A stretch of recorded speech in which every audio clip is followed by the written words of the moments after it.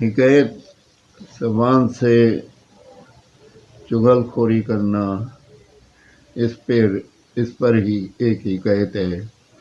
مواعظ Rizvia 193 number صفحہ پر ایک شخص اپنا ایک غلام فروخت کر رہا تھا جو کہ قد و قامت میں عمدہ تھا، مگر مالک لوگوں سے کہتا تھا کہ اس غلام میں سوائے ایک عیب کے اور کوئی عیب نہیں، صرف چغل خور ہے۔ ایک گاہک نے یہ سمجھ کر غلام اچھا ہے اور کام کرنے والا ہے، صرف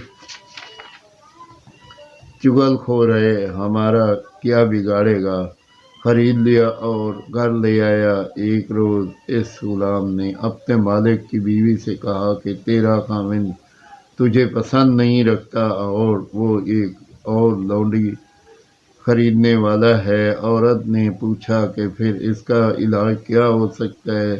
غلام کہنے لگا کہ اس کا علاج بالکل آسان ہے۔ عورت نے کہا کہ وہ کس طرح؟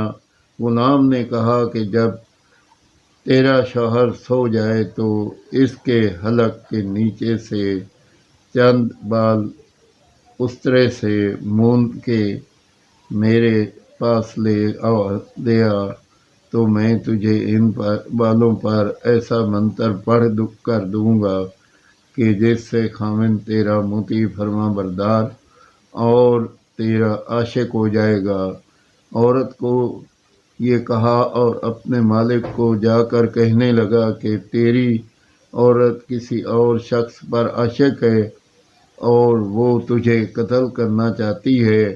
میری بات میں اگر تجھے کوئی شک شبہ ہو تو رات کو تو اپنے آپ کو سویا ہوا بنا لے، حقیقت تجھے خود بخود معلوم ہو جائے گی۔ چنانچہ رات کو وہ آدمی ظاہری طور پر سو گیا، در حقیقت جاگتا رہا۔ عورت نے جب سمجھا کہ وہ سو گیا ہے تو اس نے استرا لیا اور بال مومنے کے لیے اس کی داڑھی پر ہاتھ رکھا۔ خاوند نے یہ دیکھ کر یقین کر لیا کہ واقعی عورت مجھے قتل کرنا چاہتی ہے۔